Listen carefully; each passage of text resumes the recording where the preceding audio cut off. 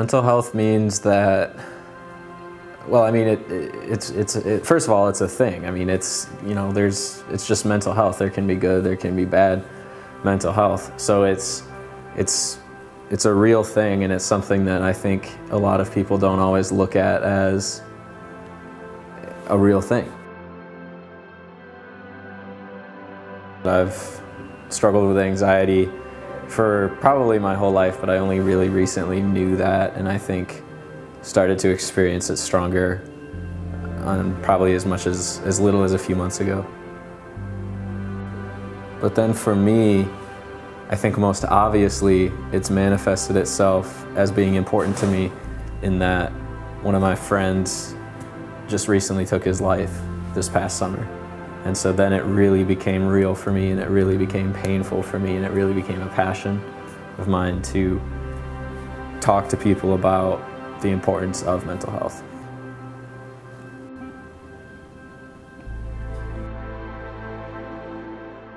I wouldn't say that I ever really felt pain or, anything too detrimental until Nick killed himself. And when that happened, for one thing, I mean, it hurt me deeply personally because he was my best friend.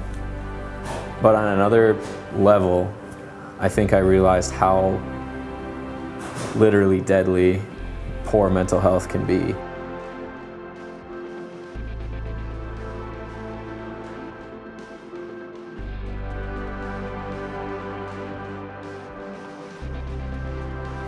Nick was hilarious. He was the funniest guy I ever knew.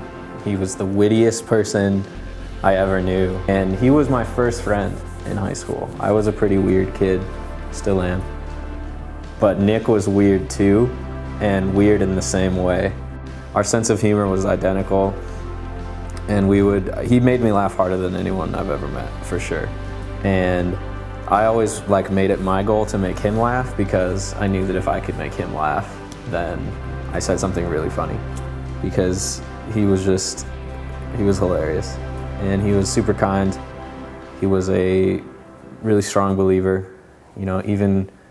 Even seeing some of the things he had written before he did it, he was still talking about how he was reading his Bible and trying to grow closer to the Lord.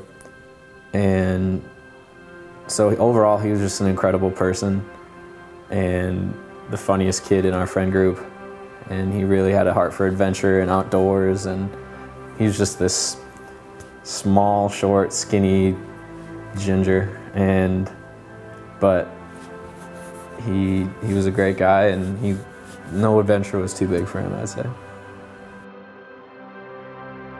Right now, mental health to me is something that I think I'm combating a little bit.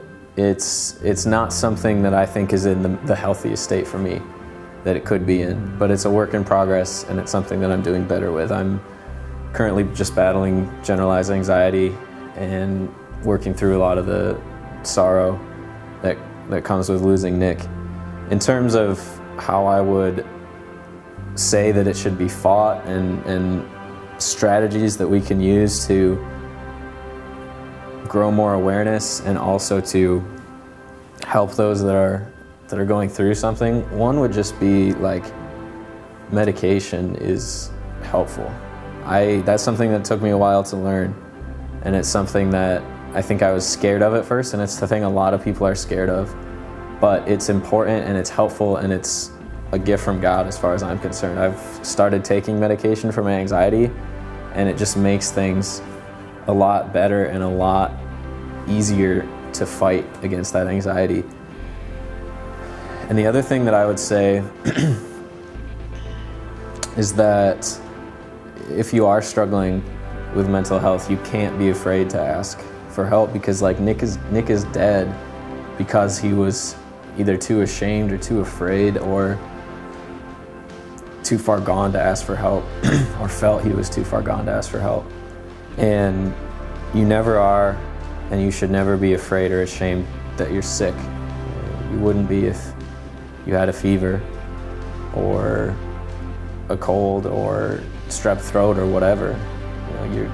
you're not ashamed to admit it then because it's not something you can control. Same thing with mental health. And Nick got to a point where he didn't tell anybody, he didn't ask for help. So please ask for that.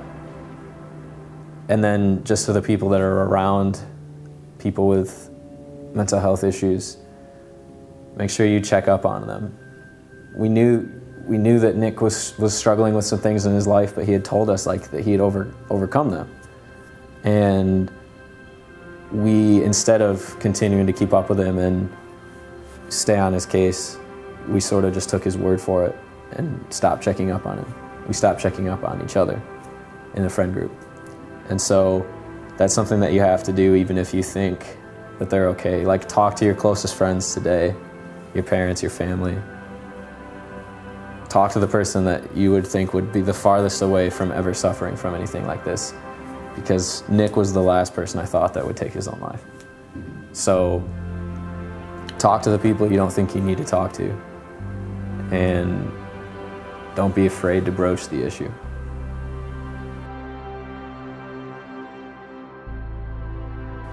I want people to remember his humor and just the type of person he was and how funny he was, and what a really good guy he was. He would give you the shirt off his back and then some. He loved Jesus. He pursued a personal relationship with Jesus. He was a role model to a lot of kids. He was a role model to me. Just an amazing guy. And the other thing that I want to remember, or maybe don't want to remember in any way, is what he did. I mean, it's important to know what he did and why he did it, but it's something that we must not glorify or dwell on. And that is not how we should remember Nick, because that wasn't who Nick was. That was a sickness. And what he did, I don't believe he really acted of his own accord. He was sick, and the sickness took over his mind, and that's what he did. And it sucks because it's a selfish choice, because I do believe ultimately he had a choice.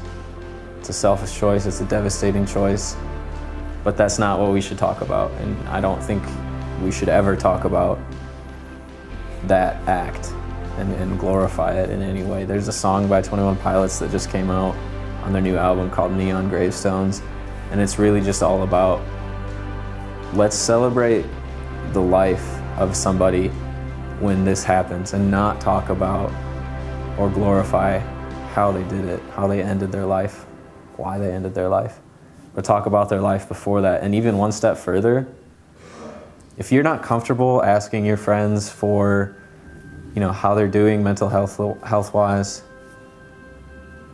you can still help somebody's mental health by just celebrating their life while they're still alive. That's what the song is about in the second half, is understanding that life should be celebrated at all times and encouraged and supported at all times, not just after the person has died. Like, let's not wait for that to happen. Let's not wait for a tragedy. Let's celebrate life now. Tell those that we love them.